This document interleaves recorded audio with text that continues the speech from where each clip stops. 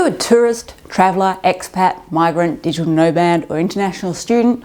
Have you thought about what will happen if you die while you're away from your home country? Do you mistakenly believe that your country will do right by you and your family? I'm Sam, this is Gary. Let's talk death overseas.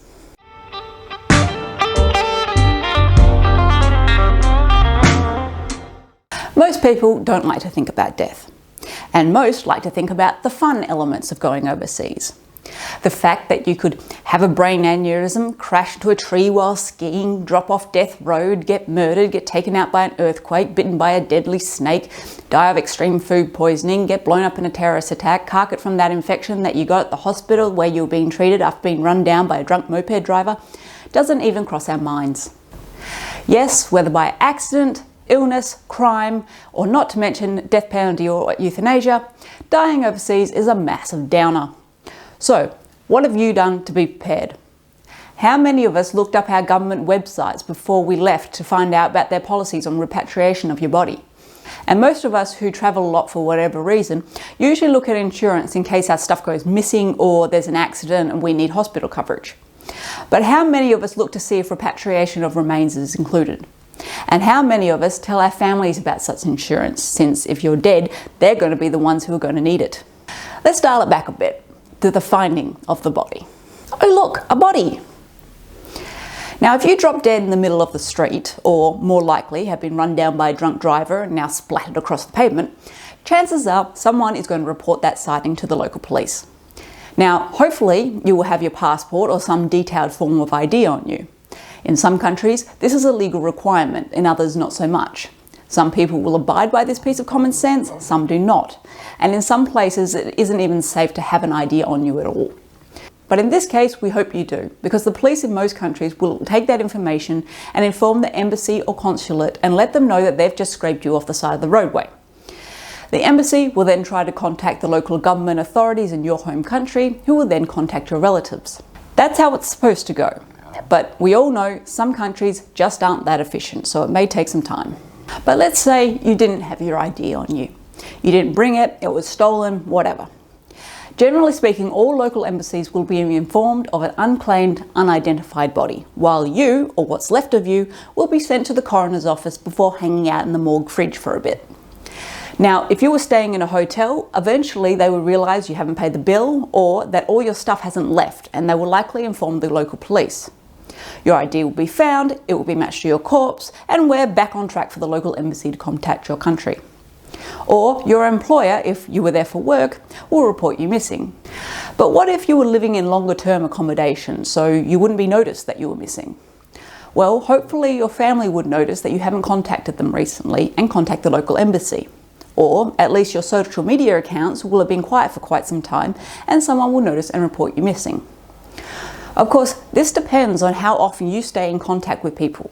Some people will keep in contact often and will be noticed missing within a week. Others will have cut off all contact and may not be noticed at all. Everyone goes overseas for different reasons. And if you die in your accommodation, you will almost certainly be found because quite frankly, you will stink up the place and the neighbours will complain. Investigation. Now, the majority of travellers, expats, nomads, whatever, who die overseas usually don't die by natural causes. It is usually by accident or bad intent of some kind. So local police will usually conduct some sort of investigation. Again, this depends on what country you're in. Some are more thorough than others. But the point is that your body could be held as evidence throughout the investigation and court proceedings. It will likely be autopsied, whether you like it or not. And it is also common for your internal organs to be removed as part of the post-mortem in most countries' legal requirements and then not be returned. Even without an investigation, local authorities determine the process of dealing with a person's remains in their countries, and this includes legal and logistical aspects of what to do with the remains. It may take quite a while for them to get in contact with your next of kin. In the meantime, local authorities may have followed local laws and buried or cremated you in accordance with their religious or cultural practices. This is likely out of respect and legal formality, but also because morgue space in the majority of places is extremely limited, even in big cities. Next of kin. Now let's assume for a minute two things. One, that you're still in contact with your family back home, and two, that you would want your remains returned home. So, your family receives the call that your body has been located. What do? They need to contact the morgue where your body is chilling, the local police station handling the investigation or who logged the death, and irrelevant parties such as your accommodation. Remember, all your stuff is there, which needs to be removed, and the bill needs to be paid. Yes, just because you're dead doesn't mean you get out of that. Once all the local legal matters have been sorted, there is the issue of getting you home.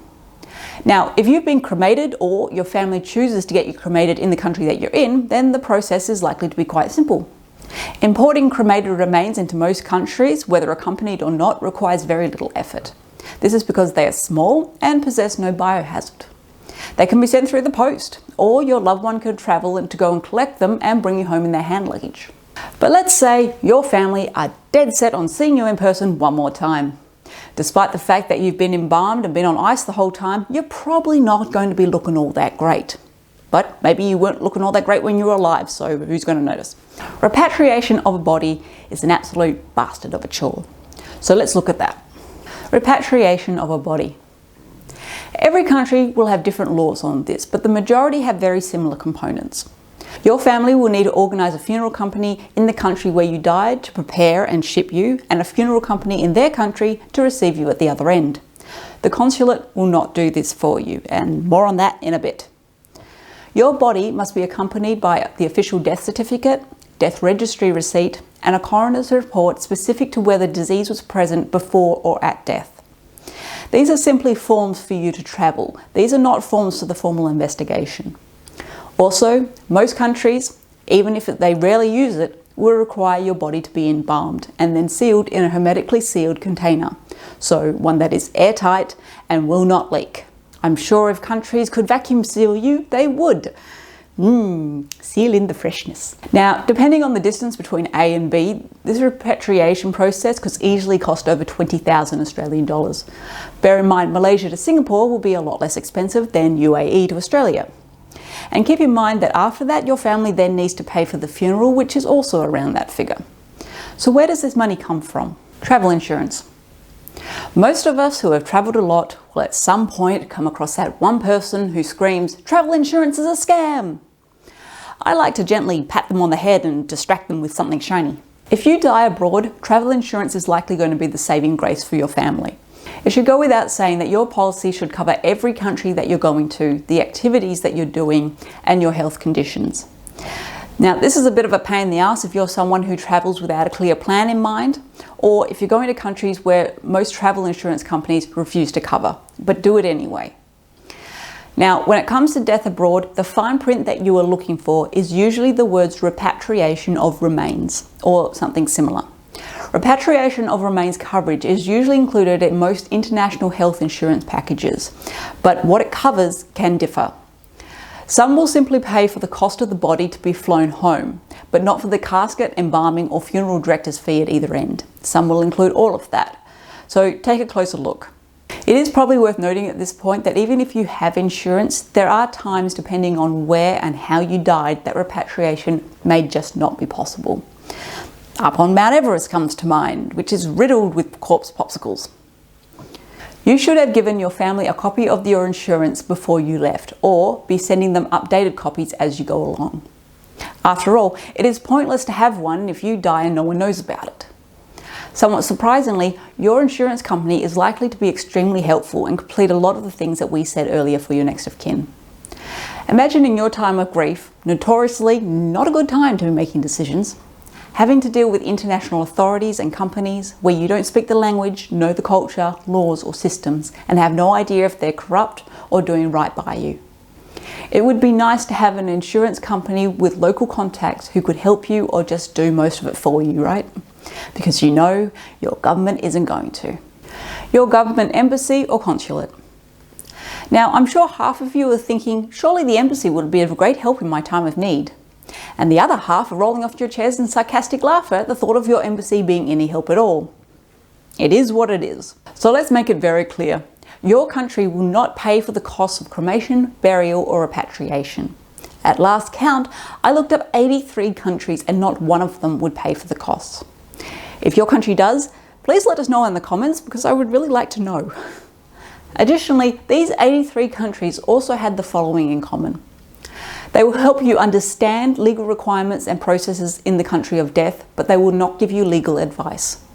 They will provide advice on how to get documents translated, but they will not do it for you. They will not pay for, organise or take responsibility for the shipping of any personal belongings or estate. They will not pay for any outstanding debts the deceased may have owed in that country. They will provide you with a list of local funeral directors and lawyers, but they will not give you any recommendations.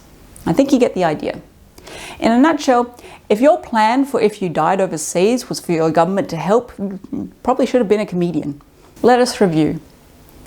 Make sure your travel health insurance includes repatriation of remains cover. Keep ID on you at all times. Tattoo it on you if you have to.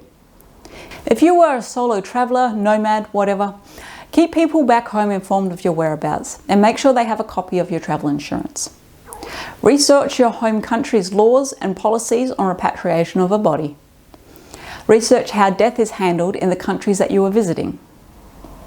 Remember, your embassy consulate will not pay or organise for the repatriation of your body or for burial or cremation in that country.